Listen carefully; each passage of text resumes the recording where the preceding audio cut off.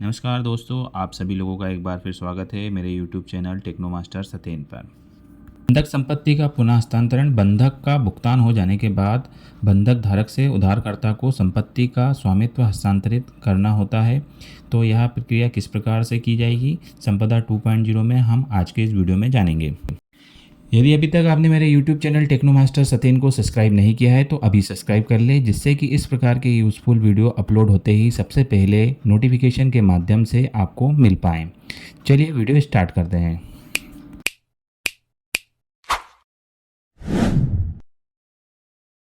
इसके लिए सबसे पहले आपको संपदा 2.0 की ऑफिशियल वेबसाइट sampada.mpigr.gov.in को अपने कंप्यूटर के ब्राउज़र में ओपन कर लेना है।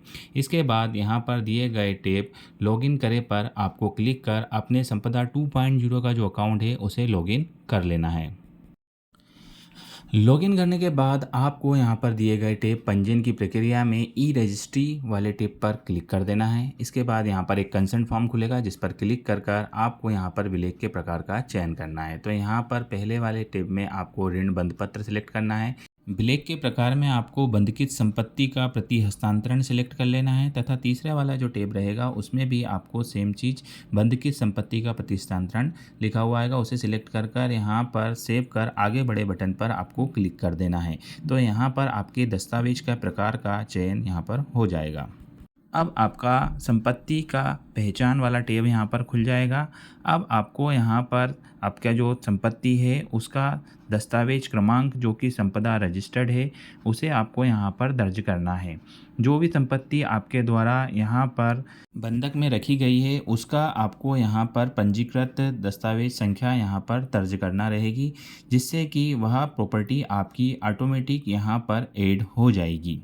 यदि आपके पास पंजीकृत दस्तावेज संख्या नहीं है तो आप यहाँ पर नहीं पर क्लिक कर अपनी संपत्ति को जोड़ सकते हैं। मैं यहाँ पर सभी संपत्ति जोड़े वाले टैब पर क्लिक कर अपनी संपत्ति की आईडी यहाँ पर दर्ज कर सबमिट करें बटन पर क्लिक करूँगा, जिससे मेरी संपत्ति यहाँ पर मैप पर आइडेंटिफाई हो जाएगी। यहाँ पर संपत्ति की पुष्टि कर आगे बढ़े वाले बटन पर क्लिक कर यहाँ पर अपनी संपत्ति को मैं ऐड कर लूँगा। इसके बाद यहाँ पर संपत्ति से संबंधित जो एक्स्ट्रा इन्फॉर्मेशन है उसे हमें यहाँ पर ऐड करना होगा, जैसे कि म्यूटेशन आईडी या कुछ अगर आपके पास है तो आप वो दर्ज कर सकते हैं। कितनी संपत्ति का समव्यवहार किया जा रहा है, कुल या आदि, तो उसकी जानकारी आपको अपलोड करनी रहेगी। आपकी संपत्ति की जो चतुर्थ सीमाएं हैं उनकी जानकारी आपको यहाँ पर दर्ज करनी रहेगी। इसके बाद जो नीचे संपत्ति के जो फ़ोटो हैं वो आपको यहाँ पर अपलोड करने रहेंगे। तो मैं अपनी संपत्ति की जो एक्स्ट्रा जानकारियाँ हैं उन्हें यहाँ पर ऐड कर संपत्ति के फ़ोटो अपलोड कर देता हूँ।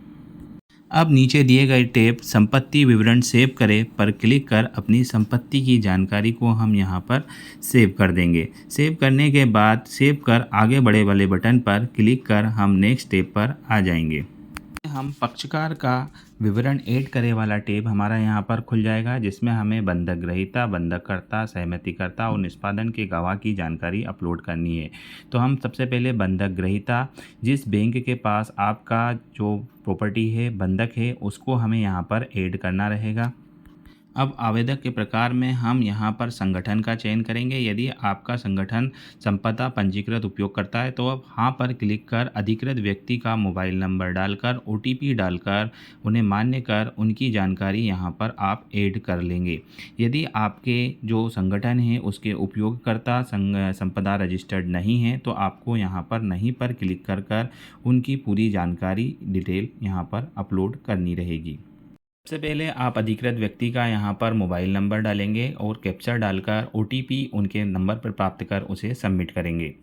इसके बाद आपको यहाँ पर कानूनी इकाई का विवरण वाले टैब पर आप आ जाएंगे। अब यहाँ पर उनके लिए कोई कानूनी डॉक्यूमेंट के रूप में आप पेन का सिलेक्शन कर लेंगे तथा पेन की डिटेल आपको यहाँ पर डालकर सबमिट करे बटन पर क्लिक करना है। यहाँ पर अगला जो टैब खुलेगा उसमें आपको संपत्ति से संबंधित पूरी जानकारी यहाँ पर डाल देनी है। संपत्ति का जो कंपनी है उसका प्रकार क्या है, उसका रजिस्ट्रेशन नंबर क्या है, उसका स्टेटस क्या है, पंजीकरण संख्या क्या है, पंजीकृत दस्तावेज क्या है, और उसके बाद जो कंपनी के अधिकृत व्यक्ति हैं उनका अधिकृत जो उनको प्राधिकरण का पत्र आपको यहाँ से अपलोड करना है कि संबंधित व्यक्ति को कंपनी की तरफ से यहाँ पर प्राधिकृत किया गया है तो वो सारी जानकारी आपको यहाँ पर अपलोड करनी रहेगी। जानकारी को अपलोड करने के बाद आपको ई-केवाईसी वाला टैब पर आप मूव कर जाएंगे। यहाँ पर आपको जो अधिकृत व्यक्ति है उनका आधार नंबर डालकर उस पर एक OTP प्राप्त कर उनकी आधार से ई-केवाईसी कर लेनी है। ई-केवाईसी कंप्लीट होने के बाद जो अधिकृत व्यक्ति हैं उनकी प्रोफाइल यहाँ पर खुल जाएगी। उनकी प्रोफाइल यहाँ पर बनाकर लॉगिन विवरण क्रिएट कर यहाँ पर सबमिट बटन पर क्लिक कर देना है। जो यहाँ पर बंधक ग्रहीता है उनकी जानकारी यहाँ पर ऐड हो जाएगी। अब हमें यहाँ पर जो प्रॉपर्टी है उसके कुल क्षेत्र कितना बंधक ग्रहीता के पास है उसकी जानकारी आपको यहाँ पर डालनी है और सेव करे बटन पर क्लिक कर देना है। अब हमें यहाँ पर बंधककर्ता की जानकारी अपलोड करनी है तो यहाँ पर बंधककर्ता पर क्लिक कर नीचे दी गई एक लिंक यदि जानकारी कस्टोडियन विभाग से नहीं आ रही है इस पर क्लिक कर हम यहाँ पर हमारे जो बंधककर्ता हैं उनको यहाँ पर हम ऐड कर लेंगे। तो यहाँ पर जो हमारे बंधककर्ता हैं संपदा रजिस्टर्ड यूज़र हैं तो उनका हम मोबाइल नंबर डालकर उस पर दिए गए कैप्चर डालकर और मोबाइल पर OTP प्राप्त कर उन्हें भी हम यहाँ पर ऐड कर लेंगे। अब बंधककर्ता को ऐड करने के बाद हमें यहाँ पर निष्पादन के 2 गवाह की जानकारी ऐड करनी है तो हम ऊपर वापस जाकर निष्पादन के 2 गवाह हैं उनको हम यहाँ पर ऐड कर लेंगे। ये दोनों गवाह संपदा रजिस्टर्ड यूज़र हैं तो हम सेम प्रक्रिया अपनाकर उन्हें यहाँ पर बारी बारी से ऐड कर लेते हैं। कर आगे बढ़े बटन पर क्लिक कर हम नेक्स्ट स्टेप पर आ जाते हैं। तो यहाँ पर हमें ऋण बॉन्ड विवरण वाले टैब पर ऋण प्रतिभूति की राशि कितने का ऋण लिया गया था तथा उस ऋण का भुगतान कितना किया गया है उसकी जानकारी हमें यहाँ पर डाल देनी है। तो फॉर एग्ज़ाम्पल ऋण प्रतिभूति राशि हम मान लेते हैं कि 1 लाख रुपए का यहाँ पर ऋण लिया गया था तथा 1 लाख रुपए का भुगतान यहाँ पर कर दिया गया है। तो वो जानकारी हम यहाँ पर डालकर सेव कर आगे बढ़े बटन पर क्लिक कर देंगे।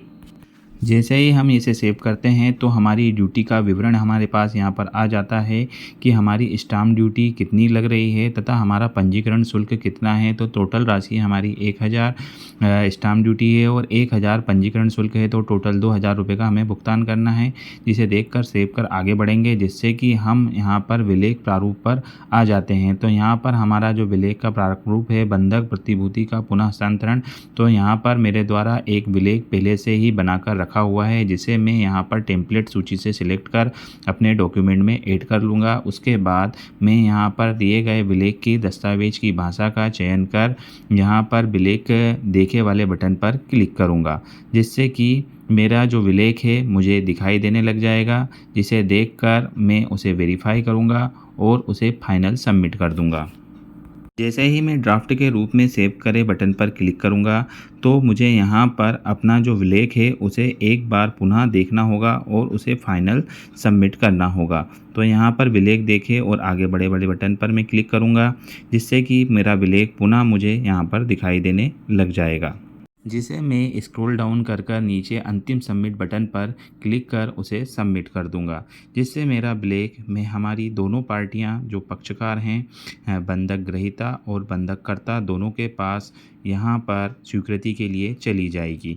तो दोनों ही जो हमारे पक्षकार हैं उनके अकाउंट को हम लॉगिन कर हमारा जो विलेख है उसे स्वीकृत करने की प्रक्रिया को पूरा करेंगे।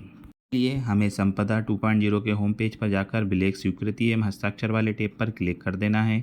इसके बाद विलेख स्वीकृति हस्ताक्षर के लिए आगे बढ़े बटन पर हम क्लिक करेंगे और हमारे जो पक्षकार हैं उनका मोबाइल नंबर संपदा रजिस्टर्ड मोबाइल नंबर हम डालकर कैप्चर डालकर OTP प्राप्त कर लॉगिन कर हमारे विलेख को स्वीकृत कर लेंगे।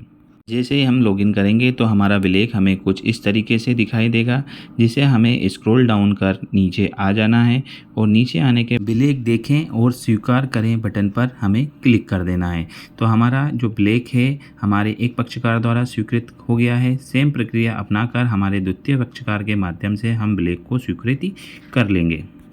इसके बाद हम वापस पंजीकरण की प्रक्रिया वाले टैब पर क्लिक कर लिस्टिंग ई रजिस्ट्री में जाकर हमारे रजिस्टर्ड डॉक्यूमेंट को पुनः ओपन कर लेंगे, जिससे कि हमारी जो आगे की प्रक्रिया है जो रह गई है उसे हम पूरा करेंगे।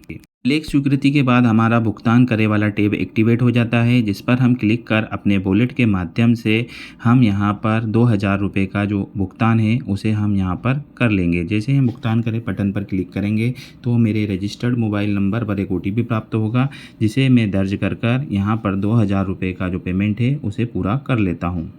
भुगतान पूरा होने के बाद आप अपने भुगतान की रिसीप्ट यहाँ से देख सकते हैं।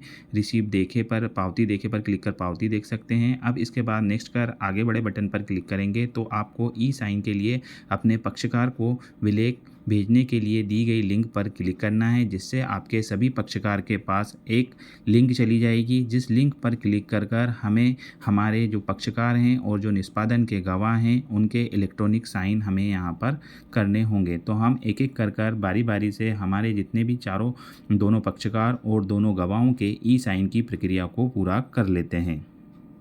जैसे ही हमारे जो पक्षकार हैं और गवाह हैं उनके ई साइन हो जाएंगे तो हमें स्लॉट बुकिंग का ऑप्शन दिखाई देने लग जाएगा। अब यहाँ पर हमें हमारे उप पंजीयक कार्यालय का सिलेक्ट कर कर जिस तारीख को हमें डॉक्यूमेंट रजिस्टर्ड कराना है उस तारीख का चयन कर कर अपने लिए एक स्लॉट बुक कर लेना है। स्लॉट बुक होने के बाद उस दिनांक को हमें रजिस्ट्रार कार्यालय में जाकर अपने लिए एक टोकन जनरेट करना है और रजिस्ट्रार के सामने उपस्थित होकर अपने डॉक्यूमेंट को रजिस्टर्ड करवाना है। तो इस प्रकार यहाँ पर जो प्रक्रिया है वह पूरी हो जाएगी और आपका रजिस्टर्ड डॉक्यूमेंट आपके जो उपयोगकर्ता हैं उनके अकाउंट में आपको दिखाई देने लग जाएगा। यदि वीडियो अच्छा लगा है तो वीडियो को लाइक करिए, चैनल को सब्सक्राइब करिए। धन्यवाद, मिलते हैं नए वीडियो के साथ।